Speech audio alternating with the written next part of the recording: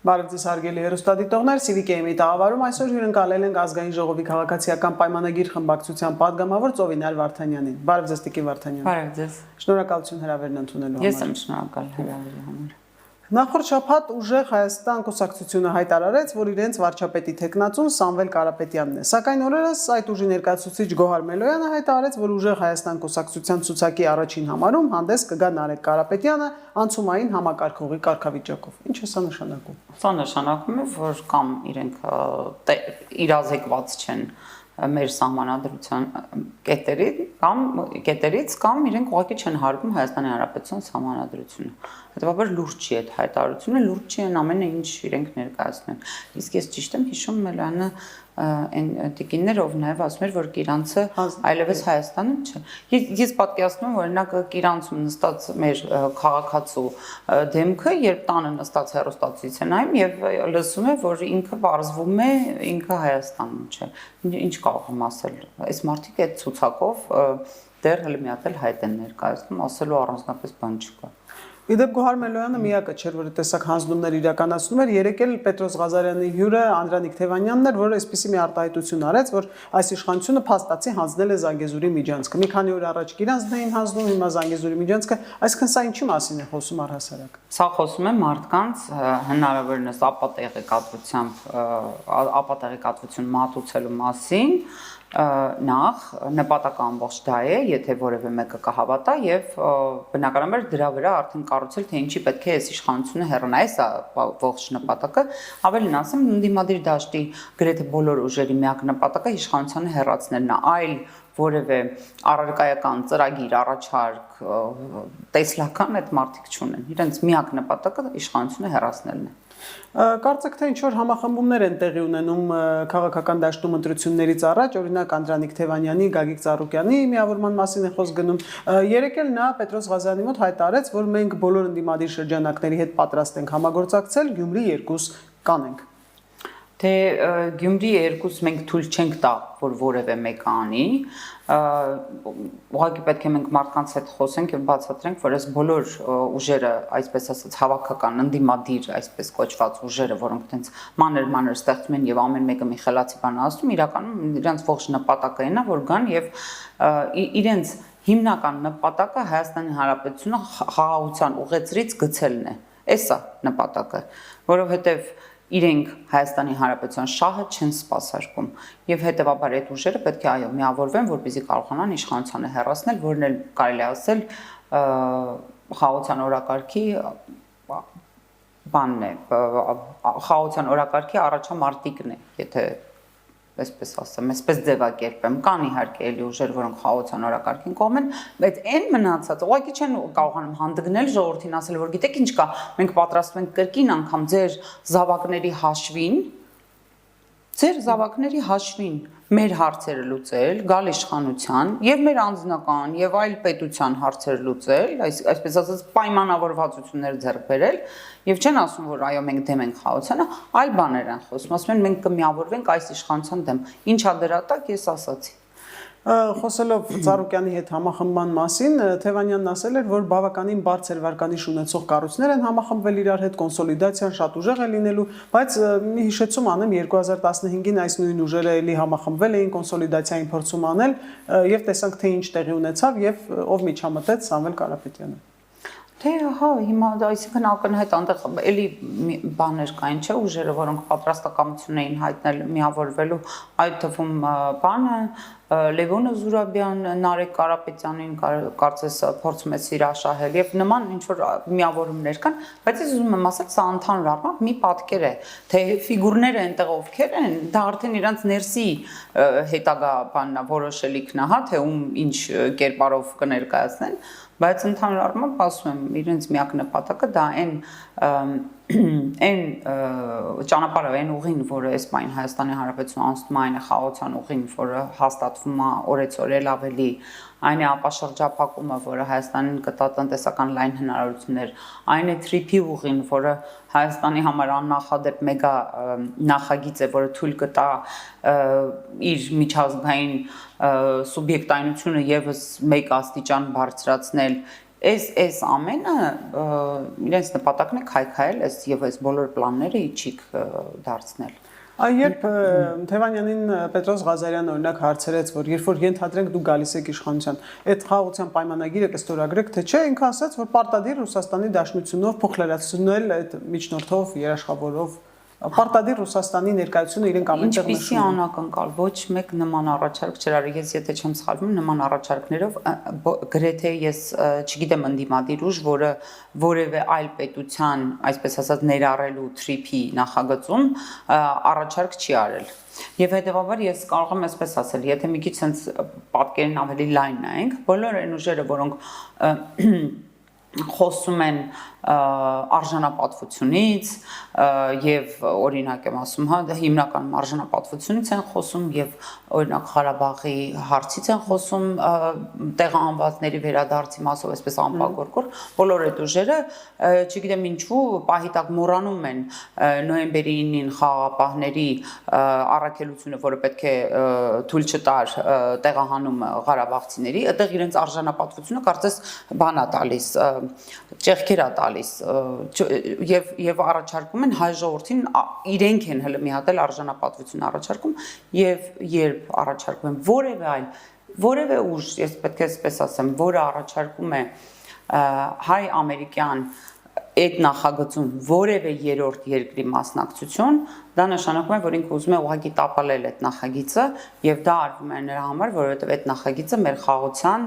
կարևոր հենասյուներից մեկն է։ Այս ամբողջ տրամաբանությունը։ Դեպ նա համարում էր, որ նոյեմբերի 9-ի պայմանագիրը քիչ թե շատ հարմար պայմանագիր էր եւ այդտեղ էլ չմոռացավ կրկին մեղադրել իշխանություններին պատերազմ հրահրելու մեջ մեկին մեկ կրկնելով Ռոբերտ Քոչյանի ճեպազրույցների, հարցազրույցների ժամանակ արված պնդումները։ Թե ակնհայտ է, ինչի, այսինքն սեփական պետության, քո պետության դեմ ինքդ բան ես տալիս, դա ուղղակի աբսուրդ է եւ նոյեմբերի 9-ը էլ այդտեղ էլ ոնց որ թե հիշողության կորուստ ունի բանը, ես եթե ճիշտ եմ հիշում ընդդիմությունը, որովհետեւ եթե ճիշտ եմ հիշում նոյեմբերի 9-ով մենք կապիտուլացվել ենք։ Եվ կարծեմ նաեւ ճիշտ եմ, չի հիշում, այդպիսի խոսակցություն էր գնում, որ կապիտուլացվել ենք, հետո թրիփով էինք կապիտուլացվում եւ այսպես մահը շարունակվում է։ Եվ հետաքրքիր է, որ օրինակ երբ որ բողոքի ցույցեր էին անում ամենատարբեր դեսպանատների արչև հիմնականում Եվրամիության երկրների, Ղարաբաղի հարցով, գերիների հարցով կամ արցախցիների խնդիրներով, մենք որևէ անգամ չտեսանք որևէ ցույց Ռուսաստանի Դաշնության դեսպանատան արչև։ Դուք ինչ եք ասում, ինչ եք ակնկալում մեր ընդդիմությունից։ Նրանք հիմա ամեն մեկը ցույց է տալիս, թե ինչքան հավատավոր միավոր է ինքը Ռուսաստանի Դաշնության համար եւ ինչերի է պատրաստ է գնացել եմ հանրային հեռուստաընկերություն եւ ասում եմ, որ հայ-ամերիկյան, ավելին ասեմ, Ռոբերտ Քոչյանը ինքը իր բոլոր ասուլիսները սկսել է բանից Ամերիկայի մասով, այս թրիփի մասնակցության մասով, տպավորություն էր, որ մենք ոչ թե Հայաստանի մասին ենք խոսում, այլ ինքը ինչ որ այլ պետության ներկայացուցիչ է, ով անհանգստացած է տարածաշրջանում այդ պետության ազդեցության նվազման մասով, հետեւաբար չեմ կարող իրենց մասին շատ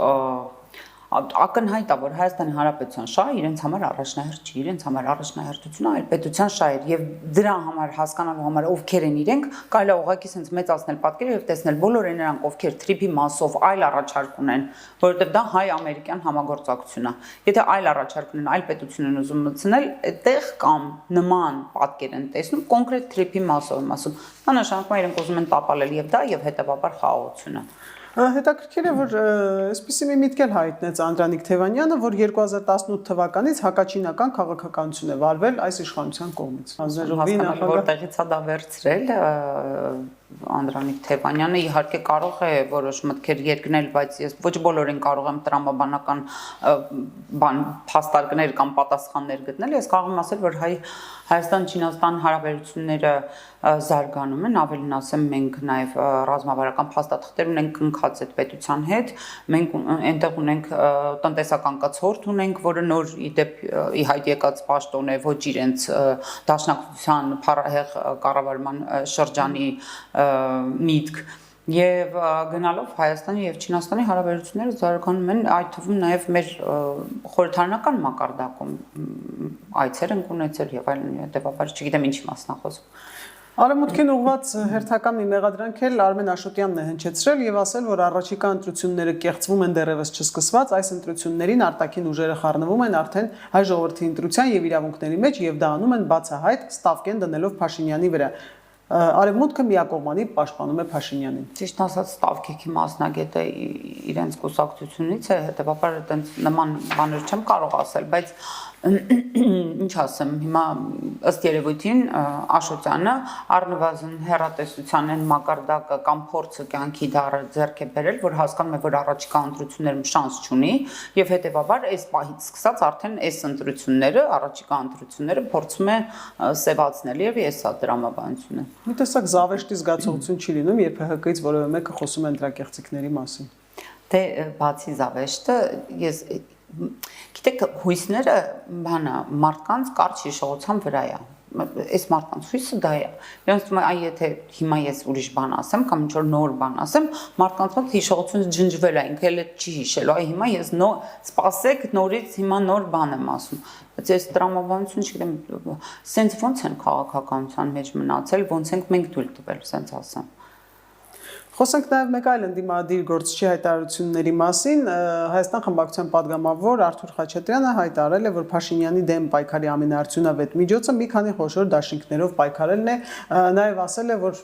ըստ էության ամբողջ այդ հարցազրույցի տրամաբանությունն այն էր, որ դուք կարծեք թե միայն ասֆալտ եք արել, այն էլ որակի հետ էլ կապված ինքը խնդիր էր տեսնում, եւ ասում է, որ ասֆալտով անդադ չեք կարող ժողովրդին խաբել։ Այսինքն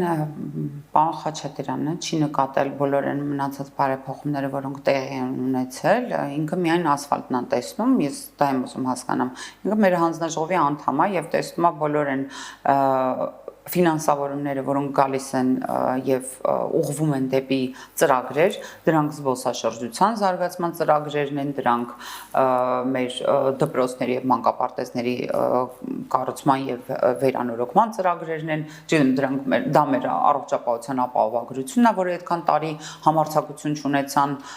կյանքի կոչել վախենալով, որ կարող է խնդիր ունենան։ Հիմա այս ամեն ինչի տեսնում այդ մարդը ասֆալտն է տեսնում, ոչինչ, երևի գլուխը կախակ Գուցե նախանցն է խոսում, որ իրենց կառավարման կոալիցիոն կառավարման տարիներին այդպես էլ չկարողացան ոչ մի այդպես արժանահիշատակ բան անել, որ գոնե այսօր հիշենք։ Ախր իրենց նպատակը եղել է արժանահիշատակ բան անելը։ Երբ մենք խոսում ենք նրանց, երբեմն մենք բան ենք անում,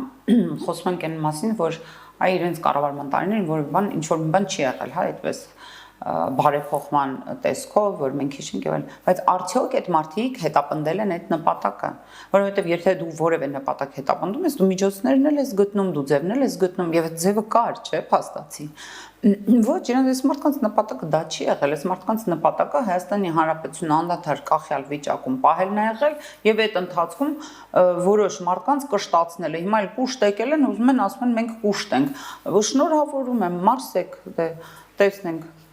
Եվ քանի մոտենում են խորհրդարանական ընտրությունները, քննադատությունները իրենց հերթին կշատանան, մանիպուլյացիաները եւ հիբրիդային այս տեսակ հարձակումները դրան ինչպես է պատրաստում դիմագրավել թե ներքին, թե արտաքին։ Իդեպ այդ հիբրիդային հարձակումները ըստ երևույթին շատ կարեւոր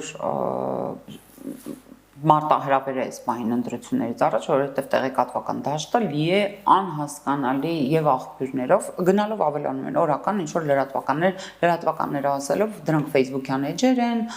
Instagram-յան էջեր են, որոնց երբեմն քաղաքացիները վերաբերում են որպես լրատվություն եւ դրանց հավաստիությունը չեն ստուգում արդյոք այդ ինչ որ գրված է իրական է թե ոչ, էլի։ Հետևաբար մարդկանց հետ անդադար խոսելը եւ իրազեկելը դա երևի ամենակարևոր գործիքն է, որը պետք է կիրառենք եւ բնականաբար բոլոր այն օրենսդրական բացերը, որոնք կարելի է լրացնել, այդ օրենսդրական բացերով զբաղվենք, որովհետեւ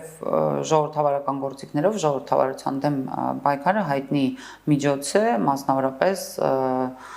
կարելի ասել ավտորիտար տրամաբանությամբ գործող ուժերի համար։ Իսկ մարզային հանդիպումները հատկապես դե Երևանում շրջում եք, խոսում եք մարզերում մարդիկ ինչպիսի վերաբերմունք են ցուցաբերում ձեզ։ Մարզերում մարդիկ ես կարծում եմ իրենք ապրում են մարզում, որտեղ տեսնում են ակնհայտ փոփոխությունը, տեսնում են մարդկանց վերաբերմունքը եւ ոչ միայն մարզերում, այդ թվում Երևանում կարող եմ ասել, որ ես ինքս քաղաքացիների հետ շփվելիս լսում եմ եւ նրանք այն մտահոգությունները, որոնց մասին խնդիրները բարձրաձայնում են, ու դա նորմալ է, այսինքն չեն բարձրաձայնի այն ժամանակ, եթե դու չաշխատես, քեզ ոչ ոք չի ասի, որ ինչ որ մի բան ինչ ես անում։ Մենակ այդ ժամանակ կարող չսխալվես, ինչ որ մի բան սխալ չանես, էլի։ Եվ նաև իրենց գոհունակությունը կապված շատ բաների հետ, ավելին ասեմ, օրինակ վերջերս ինձ բաների մասով էին, ապահովագրության մասով են շատ առողջապահության ապահովագրության մասով են շատ դրական արձագանքներ հասել, այդ թվում դեղերից օգտվելիս,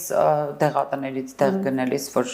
ենթանենք ինչ որ մեկը առաջ 40,000 դրամ տալիս էր իր դեղերը ձեռք բերելու համար, հիմա գնացել է դեղատուն եւ ընդամենը 1000 դրամ վճարել է ամբողջի համար, էնել է 1000 դրամ, որովհետեւ այլ դեղ է նախընտրել փոխարինիչ։ Այսինքն այս ամենը շատ կարևոր է, որպեսզի եւ